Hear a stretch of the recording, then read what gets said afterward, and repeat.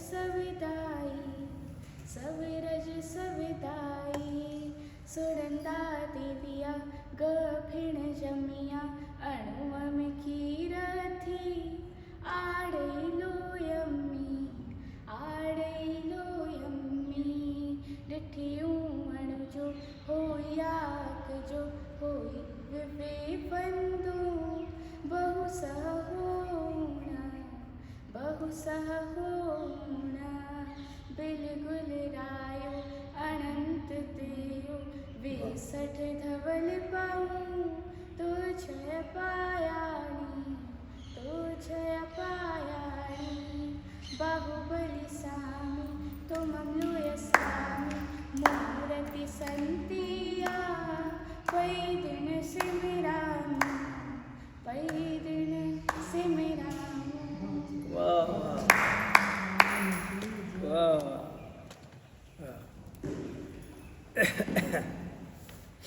शुरू करते हैं स्वाध्याय। अनेकांत जी भी सुनाएंगे पर मैं शुरू कर देता हूँ। आगे आ जाओ और बोले।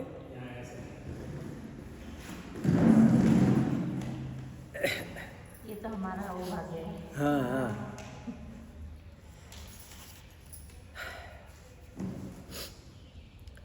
यस्य स्वयं स्वभावाप्तिरभावे कृत्स्नकर्मणः तस्मै संज्ञानरूपाय नमोस्तु परमात्मने।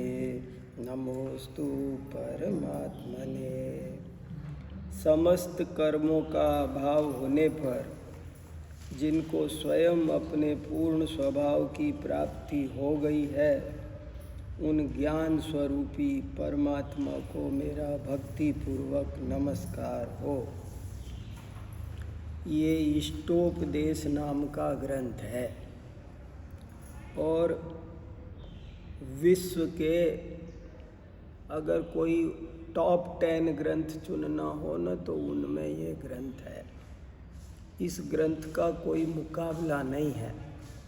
फ्रांस में तो एक वॉट विटमैन नाम का आदमी हुआ है, उसने नोबेल पुरस्कार जीता अपनी कविताओं पर।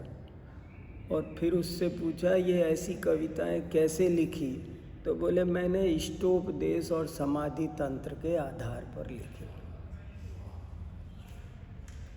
इष्टोपदेश छोटा सा ग्रंथ, अगर गागर में सागर का कोई सर्वश्रेष्ठ उदाहरण मिल सकता है तो वो इष्टोपदेश है। केवल 50 श्लोकों में उन्होंने अनंत जन्मों की शिक्षा प्राप्त करने की कला बता दी। सारी यूनिवर्सिटी तराजू के एक पलड़े में है और इष्टोपदेश अकेला एक पलड़े में है। कोई इष्टोपदेश को सचमुच सीरियसली ले ले और इसके एक एक बात को अच्छे से समझ ले तो समझ लो उसका जीवन बदल जाएगा, वो कृतकृत्य हो जाएगा, वो पूर्ण शिक्षित हो जाएगा। अधूरा शिक्षित नहीं होगा, पूर्ण शिक्षित हो जाएगा। इष्टोपदेश पूज्यपाद बहुत प्रकांड विद्वान थे। ये कोई मामूली रचना नहीं है।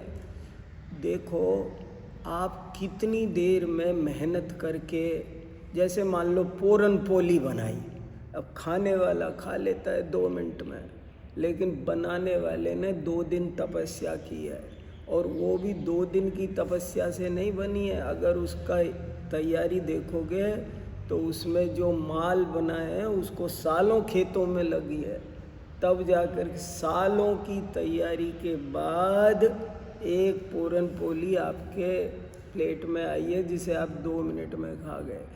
ऐसे ही पूज्यपाद जैसे आचार्य दिन रात जो मथते थे, पढ़ते थे, उन्होंने जो जीवन में जितना भी जो कुछ विद्वानों का सत्संग किया होगा, पढ़ा होगा, अपने गुरुओं का होगा, वो सारा सार इसमें परोस दिया। इसलिए ये ग्रंथ बहुत ही ध्यान से सुनने लायक, समझने लायक है। और ऐसा नहीं है ज़्यादातर ऐसा समझा जाता है कि जो अध्यात्म के लोग होते हैं ना, उनको और कुछ नहीं आता। पर ये ऐसे आध्यात्मिक थे कि संसार में यदि वैयाकरणों का नाम आए तो इनका नाम आता है, अगर आयुर्वेदज्ञों का नाम आए तो इनका नाम आता है। दर्शन शास्त्री संसार में सबसे पहले, कल अपन टीकाओं की बात कर रहे थे, सबसे पहली टीका साहित्य का जन्मदाता कोई है तो पूज्यपाद आचार्य है। लक्षण शास्त्र का जन्मदाता कोई है तो पूज्यपाद आचार्य है। इनके संदर्भ चरक संहिता में भी मिलते हैं, ऐसे मुझे महाराज जी ने बताया।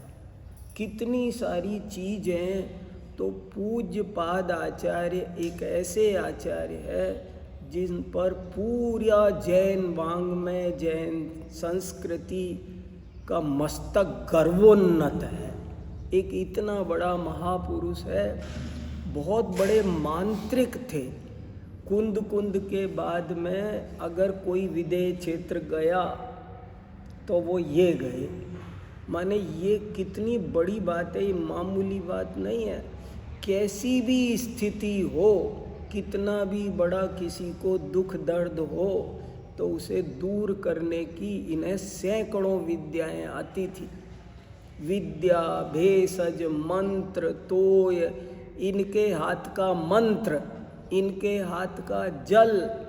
वो जैसे कोई कहते हैं ना, नगर में महामारी फैल गई, अगर पूज्यपाद आचार्य ऐसे कर देना तो वो सारा नगर रोग मुक्त हो जाए। ऐसे तपस्वी, ऐसे ज्ञानी, ऐसे साधक पूज्यपाद आचार्य, इनका नाम भी लोग उनका नाम नहीं ले सकते थे, इतनी उनकी महिमा थी। बड़े बड़े ये नाम पूज्यपाद, इनका नाम ही नहीं है, उनका नाम तो देवनंदी है। लेकिन जब कोई आदमी का भामंडल औरा बहुत ऊंचा हो जाता है ना, जब वो बहुत बड़ा महापुरुष हो जाता है, तो उसके बाद में कोई नाम नहीं ले पाता, लिया ही नहीं जाता है। अपन कैसे बोले, अब मैं महाराज जी विद्यानंद जी बोलूँगा, बोल ही नहीं पाऊँगा, मुँह से निकलेगा ही नहीं। ऐसे ही वो देवनंदी आचार्य इतने बड़े थे कि बाद में अकलंक जैसे आचार्य, विद्यानंदी जैसे आचार्य, इन्होंने नाम नहीं लिया, बोले पूज्यपाद।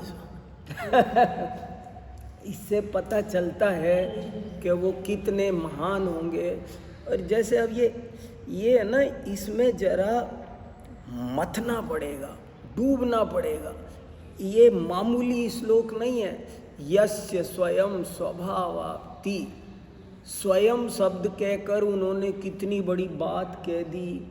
इन्होंने सिद्ध बनने की प्रक्रिया बता दी, सब जीवों की समानता बता दी, वो सिद्ध कैसे बने वो बता दिया, हम सिद्ध कैसे बने वो बता दिया।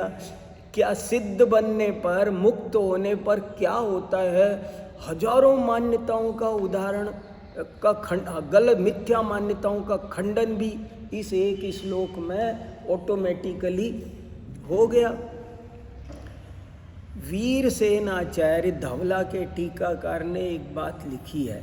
वीरसेन आचार्य के गुरुजी थे जिनसेन। तो जिनसेन आचार्य ने के बारे में लिखा कि मेरे गुरुजी कैसे थे। बोले मेरे गुरुजी ऐसे थे, ऐसे जैसे बलिष्ठ बैल होता है ना, बोले एक पूंछ हिलाए ना तो 1000 मक्खी उड़ जाती थी। बोले मैं उनका शिष्य हूँ, पर मेरी कटी पूंछ है, मुझ में उतनी ताकत नहीं है जो ताकत उनमें थी। हजारों मिथ्या मान्यताओं का निराकरण इस एक श्लोक में हो गया। आत्मा में ज्ञान आता है, जाता है, जड़ हो जाता है, मुक्त होने पर क्या होता है, कौन क्या कर, निमित्त का क्या रोल है, उपादान का क्या रोल।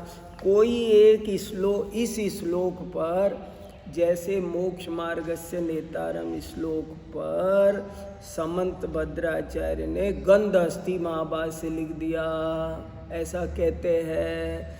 ऐसे ही कोई चाहे न तो इस श्लोक पर 200-400 पेज की टीका लिख सकता है, इतना भाव इसमें भरा पड़ा है। ये प्रयास नए विद्यार्थियों को बहुत करना चाहिए। अब जैसे इस पर टीका लिखो, विस्तृत शानदार टीका लिखो, अपना भी मंगल और दूसरों का भी मंगल। यस्य स्वयं स्वभावाप्ति रभावे कृत्स्न, कृत्स्न शब्द में बहुत जान है, बहुत जान है। ये शब्द कहाँ से लेके आए? कालिदास के बारे में ये प्रसिद्ध है, माघ के बारे में ये प्रसिद्ध है कि इनकी शब्द योजना बड़ी जबरदस्त होती है। तो शब्द योजना का मतलब समझे आप, कि जैसे चंद्रमा के 10 पर्यायवाची हैं, लेकिन कब हमको सुधाकर कहना चाहिए, कब हमें रजनीश कहना चाहिए, कब माने रजनीश माने भी चंद्रमा है, राकेश माने भी चंद्रमा है, सुधाकर माने भी चंद्रमा है, शशि माने भी चंद्रमा है, लेकिन हिमकर माने भी चंद्रमा है। लेकिन जब आपको सुधांशु कहना है, तब अगर आपने हिमकर कह दिया तो नहीं हम आनंद आएगा, वो बात बिगड़ जाएगी। वो शब्द का फर्क है। गिरधर मुरलीधर एक ही बात है, लेकिन जब गिरधर कहते हैं तब कुछ और बात है। मुरलीधर कहते हैं जब है एक ही आदमी के दोनों नाम, लेकिन फर्क बहुत ज़्यादा है। ऐसे पहाड़ में तो बहुत बड़ा फर्क है। और नहीं मतलब बहुत कुछ है जो अभी जो जिसको कहने में अभी घंटों चाहिए। मुरलीधर कहने में जो बात है वो अलग बात है, गिरधर कहने में अलग बात है। तो ये हमको थोड़ा सा असल में विद्यार्थी को हमको ऐसे लिखा है आचार्यों ने कि कोई सामने श्रोता भी विद्वान हो ना, तो बोले तब हमें मज़ा आता है, क्योंकि हम कहाँ से बोल रहे, हमारा कौन सा स्टेशन लगा हुआ है, अब वो उस स्टेशन पे वो जा ही नहीं रहा है, हम क्या करें। तो इसलिए तो देखो बहुत अच्छा योग्योपादान। आज बहुत दिन बाद क्लास हो रही है तो थोड़ा सा सार देख लेते हैं। 3:15 बताओ, दिवाली वगैरह का एक ना आया ना, रक्षाबंधन से पहले, हाँ 10 लक्षण से पहले हो। जुलाई की लास्ट। बताओ, योग्योपादान योगेन द्रसद स्वर्ण था मता द्रव्यादि स्वादि संपत्तौ आत्मनोभ्यात्मता मता। सारे विवाद समाप्त हो जाए, निमित्त उपादान के सारे पंच बहुत सुंदर 2 ही श्लोकों में उन्होंने कोई भी काम कैसे होता है, जब योग्य उपादान हो और द्रसद माने स्वर्ण पाषाण, जैसे स्वर्ण पाषाण में योग्यता पक्की हो और द्रव्यादि स्वादि सामग्री मिल गई हो, तो उसे कुंदन बनने से कोई रोक सकता नहीं।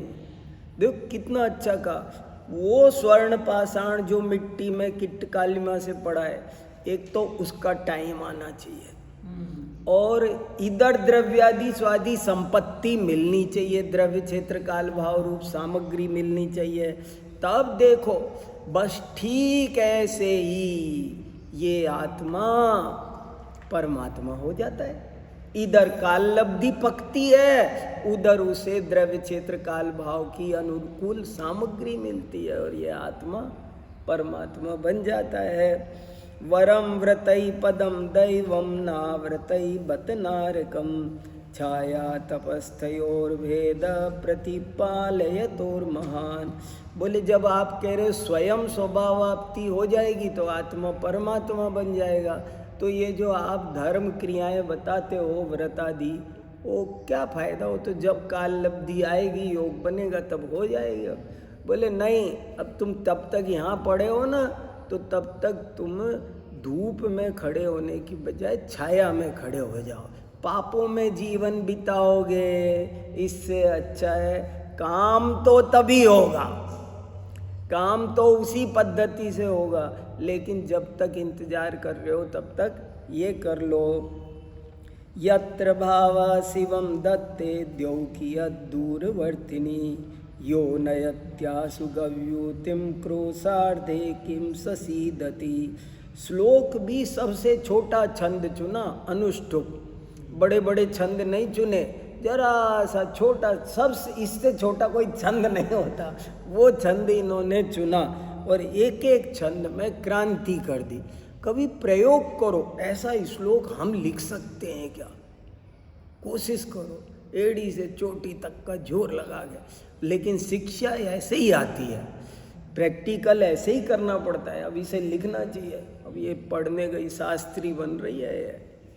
देखो कितना अच्छा, देखो तो कितनी बढ़िया बात कही कि जो भावना हमें मोक्ष पहुंचाती है, जिन विशुद्ध भावों से मुक्ति की प्राप्ति होती है, उन विशुद्ध भावों से स्वर्ग भी मिल जाया करता है बीच में।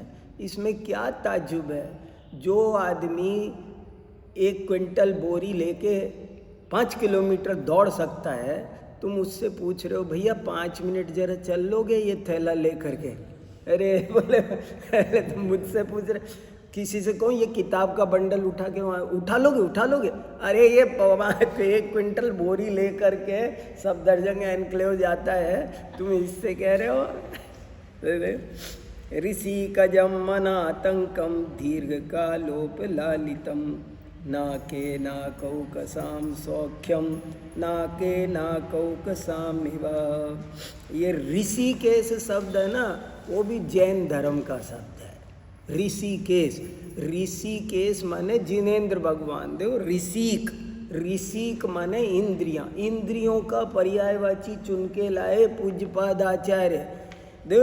ऋषिकजम, इंद्रियजम कह सकते थे, लेकिन नहीं, इंद्रियजम में। अब ये सब भी हमको फर्क पकड़ में आना चाहिए। ऋषिकजम के जो इंद्रियज सुख है, इंद्रियजन्य सुख है, स्वर्ग में जो सुख मिलता है वो कैसा होता है? बोले वो उनका सुख उन जैसा ही होता है। यद्यपि इंद्रियज है, अनातंक है, लंबे टाइम है, हम मनुष्यों जैसा नहीं है वो। हमारे तो 10 विघ्न आते हैं। जरा खाना खाते समय फोन आ जाए तो खाने का टेस्ट चला जाता है। और बोले उनके कोई विघ्न नहीं आता। भोगों में विघ्न आना वो सुख का सारा कबाड़ा कर देता है। अपन लोगों को क्यों भोजन आदि सब अलग, शांति से, मौन से, ये क्यों करने को कहा है? कि उनका गुण अलग है, उनका स्वाद अलग है। और वो जरा सा भी डिस्टर्बेंस हो ना, अखबार साथ लेके भी खाना खाओगे ना, वो आपको भोजन का आनंद नहीं आएगा। आप भोजन तो भोजन ही। देखो ना महाराज जी कैसे करते थे, तो ऐसे भाव क्रिया नहीं हो पाती है। वैसे यहाँ अंदर भी तो जाना चाहिए ना, वो शांति संतोष नहीं मिलता है उसका, उसमें संतोष का। पानी भी पियो ना, ठंडे होकर पियो, शांति से, धीरे धीरे। 1 गिलास पानी पीना हो ना, उसे अमृत बना सकते हो। औषधम जाह्नवी तोयम, आप पानी को अमृत बना सकते हो। बना क्या सकते हो? बनाया है, हम तरीके से उसका सेवन करते नहीं है। पानी के बल पर लोग पूरी जिंदगी काट रहे हैं। अभी एक महाराज है, 6 महीना का उपवास किया है उन्होंने। अब कि पानी लेते हैं कभी, पानी के बल पर 6 महीना, क्योंकि पानी अपने आप में भोजन है, लेकिन लेना आना चाहिए उसको। आप शांति से, अच्छे मन से, अभिमंत्रित करके, मंत्र पाठ करके उसे ले जाओ। देखो फिर कहना ही क्या, औषध है वो। औषधम जाह्नवी तोयम। तो देखो, ऋषि कजम मनातंकम दीर्घ कालोपलालितम नाके नाकौकसाम सौख्यम नाके नाकौकसाम। पूज्य पाद की शब्द संपदा, इस पर एक रिसर्च पेपर या PhD। स्वर्ग नहीं लिखा, बहुत कॉमन शब्द है स्वर्ग, लेकिन पता नहीं ये इनके शब्द ही यूनिक है। नाक शब्द का प्रयोग और किसने किया है? आप ढूंढोगे तो मिलेगा नहीं। आप ढूंढोगे ना और कौन से ग्रंथ में नाक शब्द आया है तो मिलेगा नहीं। इन्होंने क्यों किया, इस पर रिसर्च होनी चाहिए कि इन्होंने इंद्रिय की बजाय ऋषिक क्यों लिखा, क्या कहना चाहते थे, स्पेशल बात वो निकालो। नाक शब्द क्यों लिया, स्वर्ग के इतने पर्यायवाची है और ये तो बिल्कुल ही अज्ञात शब्द है, लेकिन वो ही लाए, स्वर्ग नहीं लाए। इसके पीछे कुछ रहस्य होना चाहिए। वासना मात्र में वे तत् सुखम दुखम च देहिनाम तथा युद्वेजियन्ते ते भोगा रोगा इवापदी। देखो वर्ण मैत्री, देखो साहित्य की सरसता भी देखो, इतना उच्च कोटि का दार्शनिक ग्रंथ है, मगर साहित्य की दृष्टि से भी देखो तो क्या सुंदर। भोगा रोगा इवापदी, वर्ण मैत्री देखो कितनी सुंदर है कि जो संसारियों को सुख या दुख है वो वासना मात्र है, कल्पना मात्र है। वास्तव में सुख दुख नहीं है, ये काला अच्छा है, ये गोरा अच्छा है, ये कुछ नहीं। संसार में वास्तव में तीन लोक तीन काल में किसी द्रव्य गुण पर्याय में कुछ भी सुख दुख लगने की चीज़ नहीं है। ये समझ लेता है, अरे मौसम बहुत, मौसम में कुछ नहीं, कोई मौसम सुखदायक नहीं दुखदायक नहीं, कोई कलर, कोई व्यक्ति, कोई घटना, कुछ भी नहीं है। ये शरीर में फोड़ा हुआ वो दुखदायक नहीं है, पर मुझे फोड़ा हुआ ये जो कल्पना है ना, ये जो वासना है, ये दुखदायक है। दुखदायक क्या है? वर्णी जी के फोड़ा हो गया था, डॉक्टर से ऑपरेशन करा लिया, कोई फर्क नहीं पड़ा, बिना बेहोश किए। डॉक्टर ने कहा एनेस्थीसिया देना पड़ेगा, उन्होंने कहा नहीं, अगर मैं मर गया तो समाधि मरण कैसे होगा मेरा, मैं जागृत रहना चाहता हूँ। अगर प्राण भी छूटेंगे ना तो जागते जागते जन्म शरीर परिवर्तन करना है मुझे। कैसे हिम्मत बहादुर लोग हुए। कुछ नहीं, सिर पे सिगड़ी जलती थी, तकलीफ नहीं हुई। क्यों? सुख दुख तो आपकी सोच का है। आप कोई गाली देता है, यहाँ आग लग जाती है। कल इस गुड़िया ने एक बहुत अच्छा वाक्य सुनाया, हमारे यूनिवर्सिटी में भी इसका भाषण हुआ। इसने बोला क्रोध किसे कहते हैं? दूसरे की गलती की स्वयं को सजा देना क्रोध है। अरे मैंने कहा कमाल कर दिया, क्रांतिकारी बात। कोई भी क्रोधी हो ना, उसे ये लाइन समझा दो, वो छोड़ देगा। क्रोध किसे कहते हैं? दूसरे की गलती की सजा खुद को दे दो। बताओ, गलती की किसी ने, नौकर ने गलती की, तुम गए तो जबर। अरे किसी ने गाली दी मतलब ये उसका मामला है ना, उसका मुद्दा है ना। उसके शब्दों से मुझे क्या मिला? कुछ नहीं बिगड़ा। मगर साहब मुझे गाली दी, ये जो सोच, ये वासना मात्र में वे तत्सुखम दुखम च देना। एक सिर्फ सुख और दुख वासना मात्र है। ये खीर अच्छी होती है। देखो मैं बताऊं, कई चीज़ें हैं ना बहुत लोगों को अच्छी नहीं लगती है। जैसे हमारा एक दोस्त है, वो चीकू नहीं खा सकता, बोले मुझे चीकू पसंद नहीं है। मैंने कहा क्यों? बस मुझे पसंद नहीं है बस। और एक दोस्त है, उसको चीकू बहुत पसंद है। क्या फ़र्क है? जिसने ये सोच लिया कि चीकू अच्छा होता है उसे अच्छा लगता है, जिसने सोच लिया बुरा होता है, कुछ नहीं है। आपने सोच लिया पराठा बुरा होता है, आपने सोच लिया रोटी बुरी होती है, आपने जो सोच लेते हो ना वो वैसा लगता है। किसी को गांव की भाषा सुनाओ, आनंद है। कोई कहेगा ये क्या गंवार बोल रहा है। कुछ नहीं है, सब वासना मात्र में वे तत् सुखम दुखम च देहिनाम तथा। और उसी तरह से ये भोग है, वो इसको लगते हैं और रोग बन जाते हैं। मोहेन संवृतम ज्ञानम स्वभावम लभते नहीं मत्तः पुमान पदार्थानाम यथा मदन को द्रवई। अब देखो शराब के लिए शब्द क्या लेकर आए। इनके तो शब्द ही अलग है। हो सका तो मैं ही लिखूंगा एक लेख, फिर बाद में कोई और लिखेगा, अपन फेंके तो शुरू तो कर। हाँ बोलो बेटा। सुख है वो भी वासना है। हाँ हाँ, वासना ही मात्र है।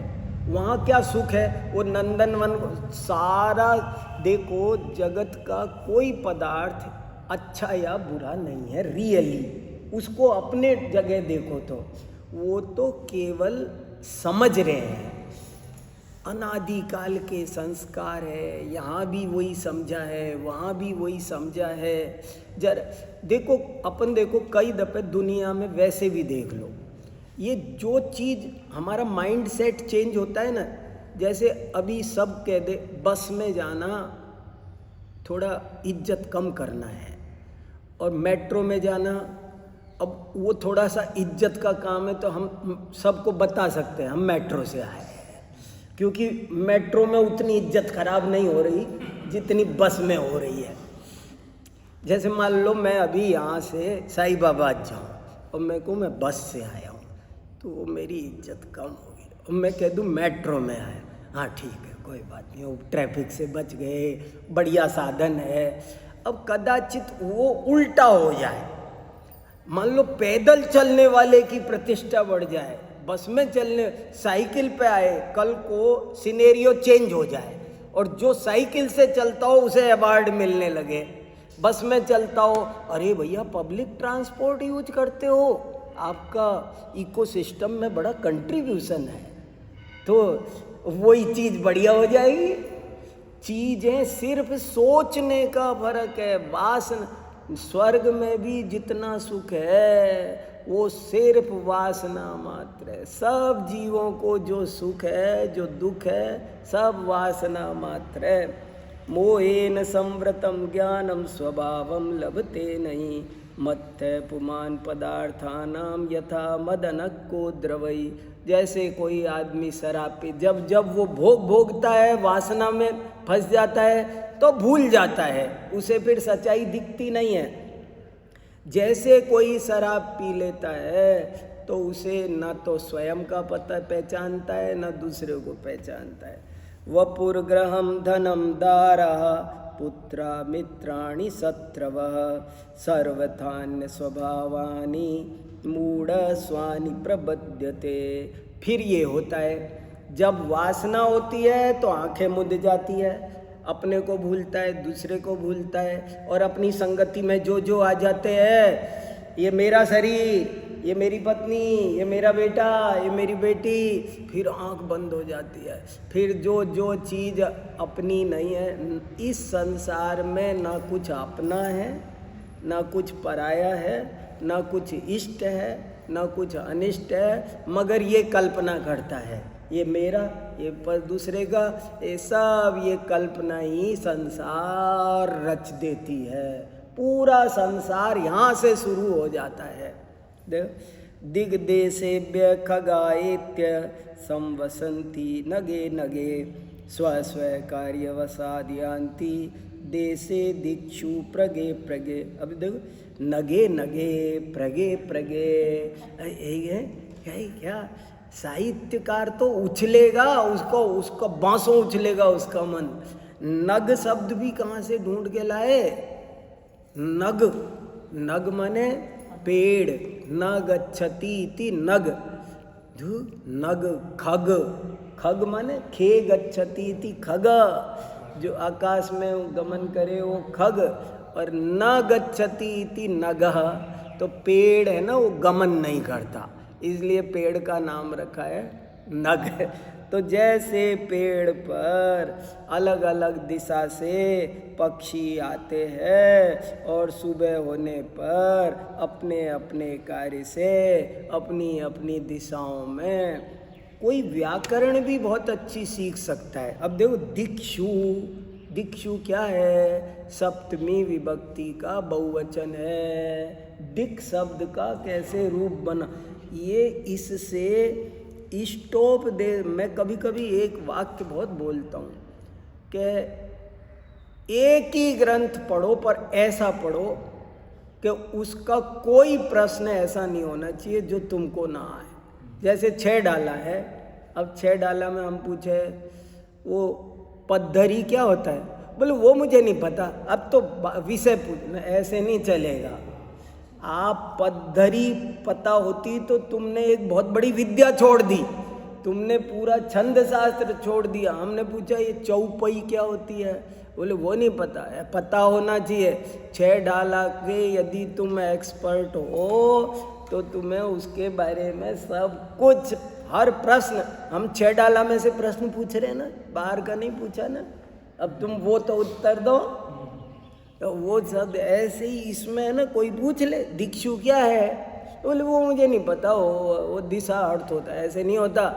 कैसे बना वो शब्द बताओ, तब जा कर के इसके मास्टर कहलाओगे। टीका भी लोग ऐसे ही लिखते हैं। ऐसे ही टीका लिखते हैं। विद्वान बनना चाहिए। अरे विद्वान बनना चाहेंगे तब भी नहीं बन पाएंगे हम तो बच्चे ही रह जाएंगे। शास्त्रों को पढ़ने की प्राथमिक, ये बड़े बड़े विद्वानों ने लिखा है, हम तो जिनवाणी के चरण चंचरीक हैं, हम तो कुछ नहीं, चोंच मार रहे, जैसे कोई आम में तोता चोंच मारता है। जिनवाणी कितनी, ये तो विद्वान बनने पर है, जो नहीं बनते उनका क्या होगा। विराड का कथम हंत्रे जनाय परिकुप्यति त्रंगुलम पातयन पद्भ्याम स्वयं दंडेन पाथ्यते। क्या बात है, तुम काहे को गुस्सा करते हो? तुमने किसी से 100 रुपये लिए थे, आज उसको 100 रुपये देने में तुम्हारी जान क्यों निकल रही है? उसने वक्त पर तुमको दिए थे। बोले विराधक क्यों? अब देखो, हंत्रे क्या है, कैसे बना? चतुर्थी विभक्ति एक वचन, कोप अर्थ में चतुर्थी लगती है।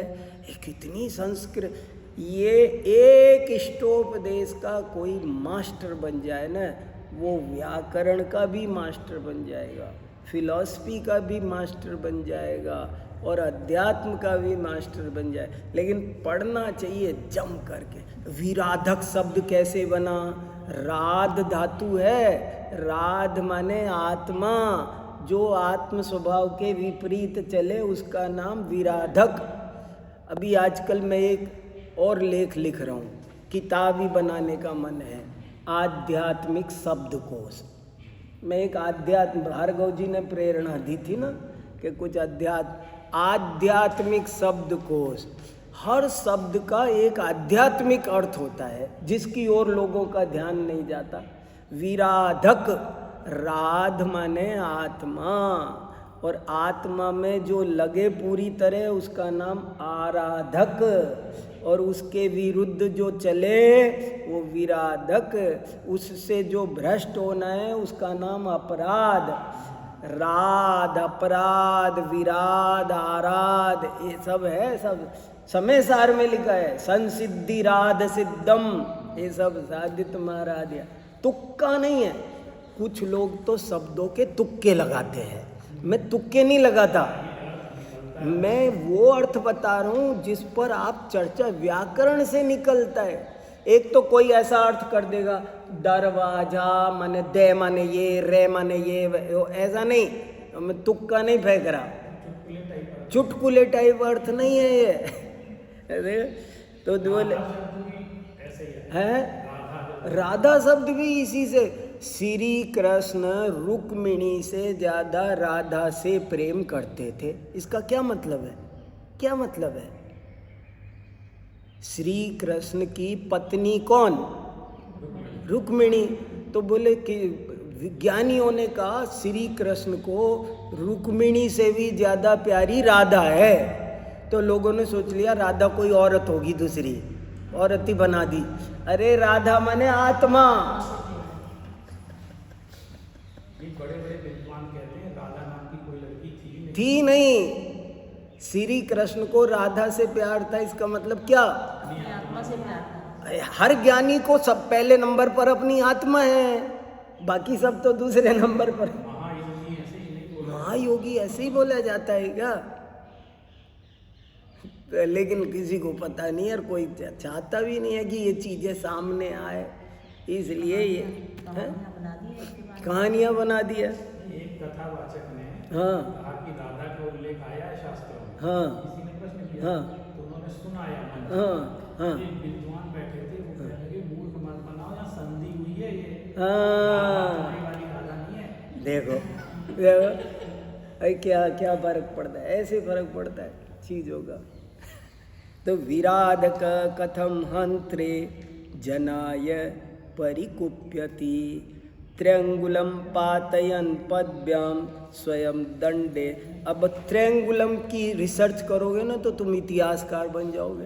त्रिअंगुल क्या होता है, प्राचीन संस्कृति में पहुंच जाओगे, पाणिनि कालीन भारत। लेकिन त्रिअंगुल की रिसर्च करनी पड़ेगी। कोई पूछे तो ये मत कह देना वो कुछ होता है, वो कुछ नहीं चलेगा। हाँ वो दिन, हाँ वो क्या होता है तुमको खोजना पड़ेगा। मोहनजोदड़ो हड़प्पा कहीं जाओ हमें नहीं पता, लेकिन खोजो उसको। जब आप इसका एक्सपर्ट बनोगे, एक्सपर्ट माने तो एक्सपर्ट होता है। राग द्वेष द्वयी दीर्घ, इस तरह राग द्वेष की लंबी डोरी खिंच जाती है, जुड़ जाते हैं ना। जैसे हम शरीर से जुड़े, हम भोगों से जुड़े। मुझे वो पूरनपोली अच्छी लगी, फिर पूरनपोली बनाने वाला अच्छा लगा, फिर मन वो लंबी बात खिंच जाएगी वो। तो राग द्वेष। अब देखो नेत्र, नेत्र शब्द क्या, नेत्र माने नहीं, नेत्र माने रस्सी। देखो नेत्र माने रस्सी, सुना बेटा। अब बताओ यहाँ नेत्र शब्द का अर्थ है रस्सी। क्या बताओ चलती थी। अब पूज्य पाद की शब्द योजना, इस पर एक लेख लिखना चाहिए, बढ़िया पीएचडी हो सकती है, बढ़िया। नेत्र, नेत्र शब्द लाए कि राग, और बड़ा माल दिखाई दे रहा है। नेत्र शब्द कहकर उन्होंने बहुत कुछ। हम भी एक दूसरे को सबसे ज़्यादा आकर्षित नेत्र से करते हैं। अपन भी एक दूसरे को, ये जैकेट मुझे खींच रही है, लेकिन इतना नहीं खींच रही जितना इनकी आंखें खींच रही है। हम एक दूसरे को आंखों से ज़्यादा खींचते हैं। तो उन्होंने कहा कि ये जो राग द्वेष है ना, यही असली रस्सी है, ये खींचती है, ये मंथन करती है ना। आंखें फेर ली इन्होंने, आंखें। कौन कितने प्यार से बोल रहा है, कौन आपसे कितना प्यार रख रहा है, आप आंख देखकर सब समझ जाते हो, कुछ कहने की ज़रूरत नहीं है। राग द्वेष रूपी लंबी डोरियों से कर्म खींचते हैं, फिर कर्म खींचते हैं। अज्ञान के कारण ये जीव चिरकाल से संसार सागर में भ्रमण कर रहा है, और फिर वो घटी या विपद पदावर्ते पदिके वाति वाह्यते यावत् तावत् भवन्त्यन्या प्रचुरा विपदा पुरा। एक विपत्ति खत्म नहीं होती, दूसरी सामने आ जाती है। तो बोले मैं धन इकट्ठा कर लूँगा, दुरर्जेन सुरक्षेण नस्वरेण धनाधिना स्वस्थम मन्यो जना कोपी ज्वरवानिव सर्पिसा। अब देखो सर्पिसा आ गया, नया शब्द है ये। सर्पिस माने घी। जैसे कोई बुखार वाला घी पी के समझे मैं स्वस्थ हो जाऊंगा, ऐसे ही इन दुखों से बचने के लिए हम परिग्रह जोड़ते हैं। वो परिग्रह और मुसीबत बढ़ा देता है। जैसे कोई बुखार वाला घी पी ले तो और मुसीबत, नहीं पीता तो चल जाता, 2 दिन में ठीक हो जाता। अब तो ये बुखार बिगाड़ेगा और बिगाड़ेगा। ऐसे ही थोड़ा दुख था, हमने उस दुख की प्रॉब्लम तो समझी नहीं, वासना मात्र, और हमने क्या समझा, परिग्रह इकट्ठा करो। वो परिग्रह ने और झंझट ले लिया। 2 कदम पैदल चलते सो गाड़ी बसाई, गाड़ी ने इतनी आफत खड़ी कर दी कि कुछ पूछो ही मत। जय विपत्तिम आत्मनो मूढ़ परेशान इव नेक्षते दह्यमान मृगा कीर्ण वनांतर तरुस्तवत। दूसरों की आफत दिख रही है, अपनी आफत दिखती, उस पे दिक्कत आई, उस पे दिक्कत आई, उस पे दिक्कत आई। लेकिन ये मोह में ऐसी आंखें इसकी ढकी है कि वही दिक्कत, सेम दिक्कत इस पर भी आ रही है, मगर वो दिक्कत इसको दिखती नहीं है। यहीं तक पढ़ा था ना अपने, आयुर्वृद्धि क्षयोत्कर्ष हेतुम कालस्य निर्गम वांछताम धनिनाम इष्टम जीवितात् सुतराम धनम। समय बीता जा रहा है, उसकी परवाह नहीं है। त्यागाय श्रेयसे वित्तम अवित्त संचिनोति स्व शरीरम सपंकेन स्नास्यामीति विलंपति। क्या भाषा है, क्या छंद है, क्या स्वर है, क्या लय है। विलंपति संचिनोति श्रेयसे पंकेन स्नास्यामी। सब शब्द भंडार देखो इनका, गजब चीज है। आप दुनिया के प्रकांड से प्रकांड पंडित को ये किताब दे दो तब समझ में आएगा ये कितनी महत्वपूर्ण रचना है। अभी अपन लोग पब्लिक को देते हैं ना, उनको कुछ पता तो है नहीं है कि क्या चीज़ है, अमृत का टुकड़ा है, और वो लोगों को ज्ञान नहीं है। आरंभे तापकान प्राप्तौ अतृप्ति प्रतिपादकान अन्ते सुदुस्त्यजान कामान कामम का सेवते सुधी। कौन समझदार होगा कि उन दुखों को से बचने के लिए नाना तरह के काम, भोग, परिग्रह के कामों में उलझेगा। चलो अब अनेकांत जी सुनाएंगे थोड़ी देर। सुनाओ यार, अच्छा आनंद आया। देखो कुछ अच्छी बातें बताओ। तो इधर आ जाओ फिर। अरे यहीं से नहीं, यहाँ अरे यहीं से अरे मैं यहीं से बोल रहा हूँ। सीधे दे तू उधर बैठ। हाँ अब सही है, हाँ अब सही है।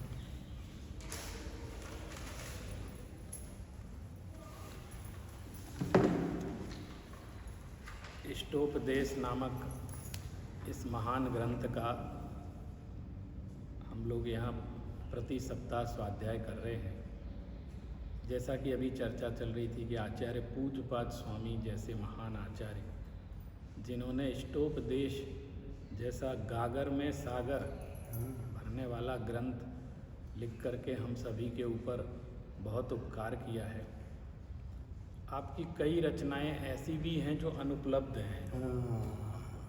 तो अभी जो चर्चा चल रही है कि इस पर कोई शोध कार्य बहुत अच्छे से करे तो उसका ये भी कर्तव्य बनता है, और मुझे लगता है हम सभी का ये कर्तव्य है। माने एक काम तो ऐसा ही होना चाहिए कि एक लिस्ट बने कि जिनकी सूचना है और अनुपलब्ध है, बराबर, तो पूरे देश में उसकी खोज होनी चाहिए। हाँ। जैसे आज मैं प्रातःकाल स्वाध्याय कर रहा था मंदिर में, तो मेरे मन में ऐसे ही आया कि मैंने बहुत दिन से समय सार कलश नहीं पढ़ा है, तो अकेले समय सार कलश को शुरू करते हैं। तो आरंभ करते हुए पंडित फूलचंद जी सिद्धांत शास्त्री जी की उसमें भूमिका लिखी है, तो मैंने पहले पूरी भूमिका पढ़ते हैं फिर ग्रंथ शुरू करते। तो उसमें एक प्रसंग आया कि कविवर राजमल जी पांडे, उन्होंने तत्वार सूत्र पर एक टीका लिखी थी, लेकिन वो उपलब्ध नहीं है। और मुझे ये लगता है ऐसा नहीं है कि उपलब्ध नहीं है, इतने शास्त्र भंडार हैं, निश्चित रूप से कहीं ना कहीं, बस खोजने वाले नहीं हैं। कोई एक व्यक्ति लग जाए कि मुझे तो वही खोजना है तो मिल जाएगी, ऐसा नहीं है कि नहीं मिलेगी। बहुत रिसोर्सेज ऐसे हैं कि मिल सकती है। उस समय जब ये कहा गया था कि ये अप्राप्त है, उस समय संसाधन भी कम थे, सूचनाओं का दौर नहीं था, कहीं होगी किसी को पता है तो बताने वाला नहीं था। आज के समय में यदि ऐसा काम करें तो निश्चित रूप से ऐसी चीज़ों की प्राप्ति जो आचार्यों के ग्रंथ हमारे पास उपलब्ध नहीं है, वो हमें निश्चित रूप से हो सकते हैं। उसी चर्चा के दौरान मैंने एक चीज़ और अनुभव की। एक बार मुझे महाराज जी ने एक बात कही थी, उन्होंने पूछा कि तुम रोज़ स्वाध्याय करते हो? तो मैंने कहा हाँ मैं करता हूँ, हम तो 24 घंटे स्वाध्याय करते हैं। मैंने उल्टा ये बोला तो बोले कैसे? मैंने कहा मुझे विश्वविद्यालय में अपने ग्रंथ पढ़ाने जाना होता है, तो उन ग्रंथों को पढ़ाने के पहले मैं सुबह उसको पढ़ता हूँ, फिर विश्वविद्यालय में जाता हूँ तब वो ग्रंथ पढ़ाता हूँ, फिर उस पर कुछ लिखना होता है तो रात को आके वो लिखता हूँ, और बाकी समय उसके बारे में सोचता हूँ। तो हम तो 24 घंटे स्वाध्याय करते हैं। तो उन्होंने एक बात कही, ये स्वाध्याय नहीं माना जाएगा। हाँ, तूने क्यों, हम तो शास्त्रों को पढ़ रहे हैं। हाँ। बोले नहीं, जब आप आसन बिछा करके शास्त्र को विनय पूर्वक विराजमान करके मंगलाचरण पूर्वक अगर आप 10 मिनट भी शास्त्र को पढ़ते हैं और फिर उसके ऊपर जिनवाणी स्तुति पूर्वक उसको विराजमान करते हैं वापस, तब आपका स्वाध्याय बन जाए। तो मैंने सोचा ये तो प्रेरणा देने के लिए ठीक है, लेकिन मैंने इसका साक्षात अनुभव। मैंने कहा वो ऐसा कहते थे तो हमें करके कम देखना से कम चाहिए। मंदिर में जाके करना चाहिए। जब मंदिर दर्शन करने तो जाते ही हैं, तो दर्शन करते हैं, पूजन करते हैं, जाप देते हैं, इसके नियम हमने ले रखे हैं। एक जाप तो जरूर देंगे, मंदिर जाएंगे तो ये पाठ तो जरूर पढ़ेंगे, अभिषेक जरूर करेंगे, पूजन जरूर करेंगे, इनके नियम हमने और व्रत भी ले रखे हैं कि हम तो इस चीज़ का व्रत जरूर करेंगे, लेकिन हमने स्वाध्याय का व्रत नहीं ले रखा है। और हम हफ्ते में, महीने में अगर स्वाध्याय करेंगे तो पार नहीं पड़ेंगे।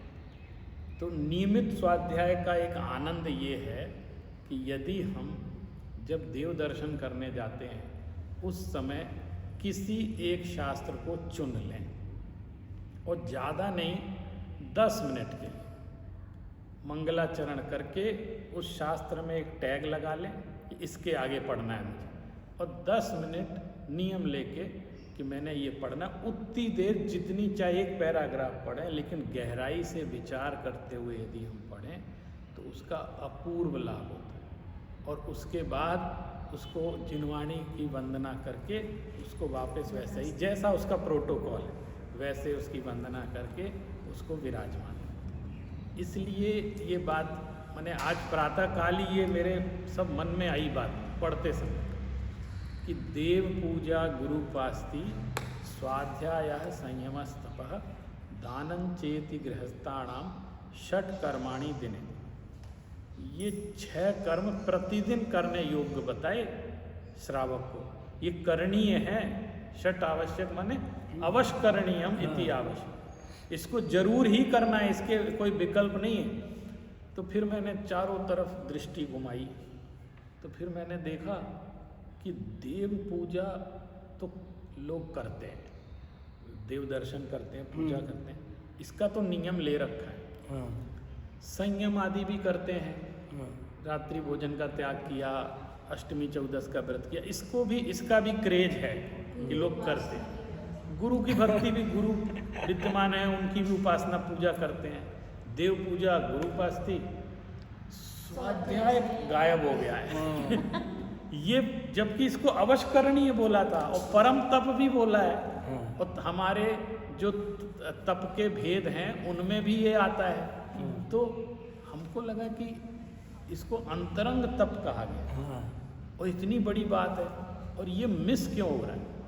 लेकिन एक चीज़ उससे हानि भी दिख रही है, वो ये दिख रही है कि ये जो देव पूजा आदि जो क्रियाएं, व्रत आदि जो क्रियाएं हो रही हैं नियम से, इसके पीछे का जो भाव पक्ष है वो स्वाध्याय के अभाव में लुप्त होता जा रहा है। माने उस क्रिया में भी विशेष दम दिखलाई नहीं दे रही है, वो कोरी क्रिया सी होती जा रही है कि मुझे तो नियम है, मुझे तो अर्घ जो है ना इस थाली से उस थाली में रखना है, ये मेरा नियम है, और मुझे तो जाना है तो जाप देनी है, नियम है। बहुत अच्छी बात है और इतना कोई कर रहा है बड़ी बात है, लेकिन उसका जो लाभ, जो चौगुना लाभ होना चाहिए था, 25% रह गया उसका लाभ, सिर्फ इस कारण से कि उसके पीछे का जो भाव पक्ष है वो लुप्त। इसी कारण एक समस्या और हो रही है, जैसे हम ये मानते हैं कि एक द्रव्य दूसरे द्रव्य का कर्ता नहीं है, जैन फिलॉसफी में ये बताया गया है, और हम उसमें कर्तावाद का पोषण करने लगते हैं उन क्रियाओं में, और उसकी अवधारणा को विकसित कर लेते हैं। क्यों?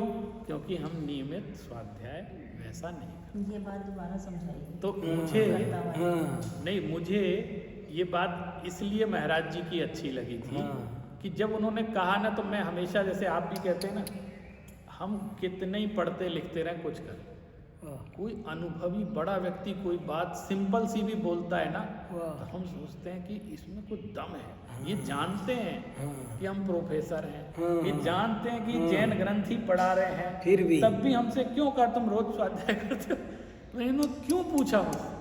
तो उस बात में दम थी। उन्होंने कहा जो 10 मिनट भी 15 मिनट जितना आपके पास समय, उस प्रोटोकॉल में बैठ करके एक आसन लगा के अपनी चौकी लगा के, जैसे पूजा के लिए हम थाल सजाते हैं उसके लिए सारे क्रियाएं वैसे ही करते हैं ना, स्थापना करते हैं, निक्षेप करते हैं, विहार करते, सब करते हैं, वैसे ही जो स्वाध्याय, उससे आप ये भी देखो अभी जितनी चर्चा चली, ये बात मैंने अहिंसा स्थल में बोली थी, आप ईमानदारी से बताओ ये बात, ये भी एक धार्मिक अनुष्ठान है स्वाध्याय, रूटीन है। नहीं ये भी एक धार्मिक अनुष्ठान है। ये जो चर्चा है, क्या इसके अलावा किसी भी धार्मिक अनुष्ठान में ये चर्चा हो पाती है?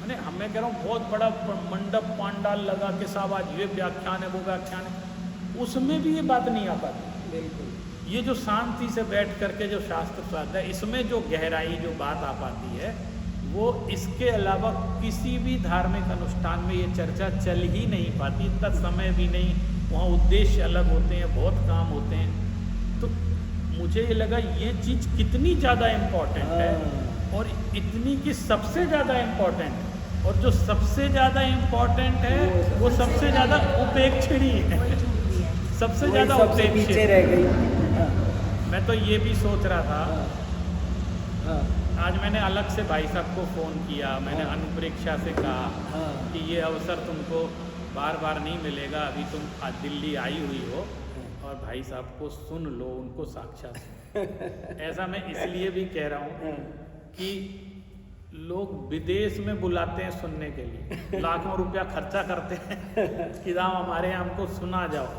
उनके मन में इतना भाव है।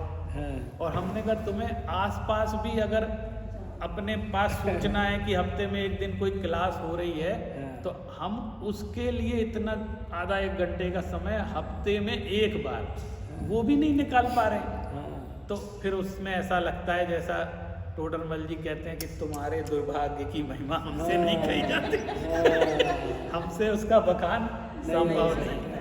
तो जैसे स्टोपदेश का आज ऐसा पुण्य का अवसर आया कि मैंने इससे कहा कि वो 6 डाला पढ़ा रहे हैं, मुझे उसका ही ध्यान था कि 6 डाला चल पूरा हो गया, वो पूरा हो गया।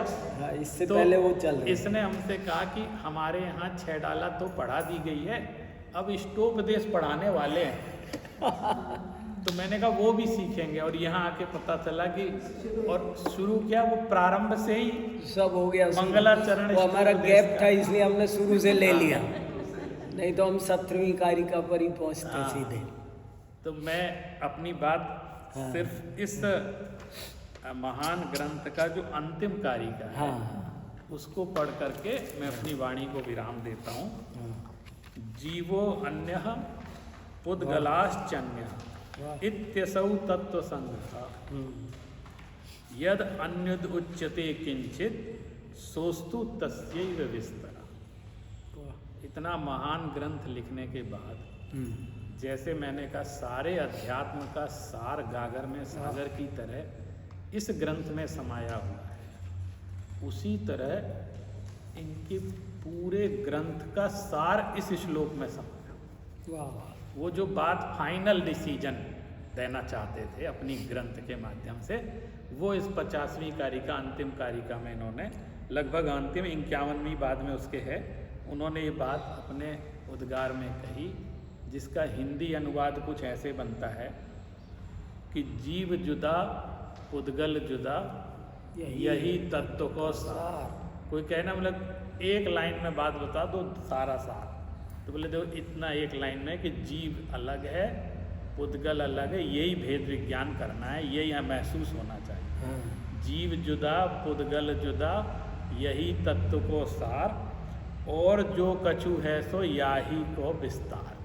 और इसके अलावा दुनिया में यदि कुछ है अध्यात्म के नाम पर कोई ज्ञान विज्ञान ब्रह्म विद्या कुछ भी है, सो याहू को विस्तार, इसी का विस्तार। जैसे तुलसीदास जी की रामायण को किसी ने कहा कि संक्षेप में सुना दो, हमारे पास समय नहीं है, तो हमारी नानी सुनाती थी कि देखो एक दोहे में एक राम हते एक रावण ना, बाने बाकी नार हरी, बाने बाकी नाक हरी। पहले था बाने बाकी नाक हरी, बाने बाकी नार हरी, और इतनो सोधो बातन ना, और तुलसी लग गए बोधन। तो ये कारिका भी ऐसी ही है कि जीवो अन्यश्च पुद्गलाश्चन्य इत्यसौ तत्व संग्रह यद अन्य तुच्यते किंचित, जो कुछ भी कहा गया है इसके अलावा वो इसी सूत्र का विस्तार है।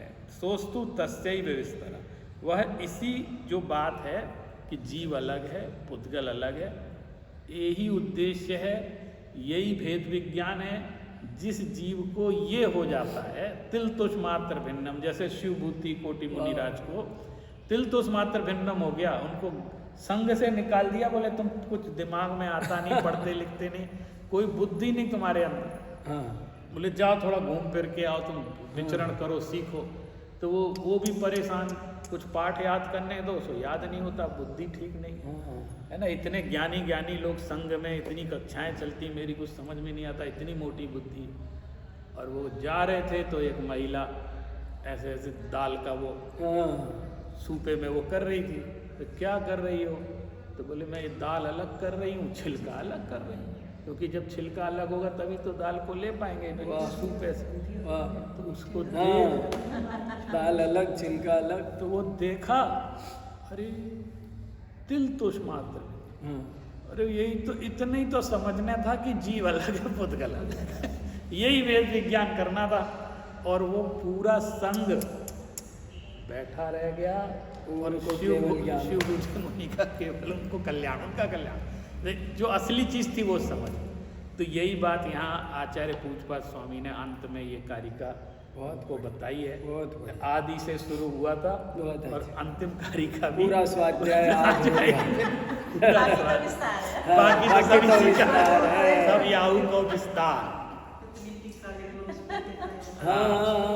असली चीज जाननी है, होता ही हम जंगल में भटकते रहते और असली चीज पता नहीं होती, तो उन्होंने कहा पहले ये समझ लो, फिर इसके ही विस्तार में सारी बातें सीख लेना जितना समझना है।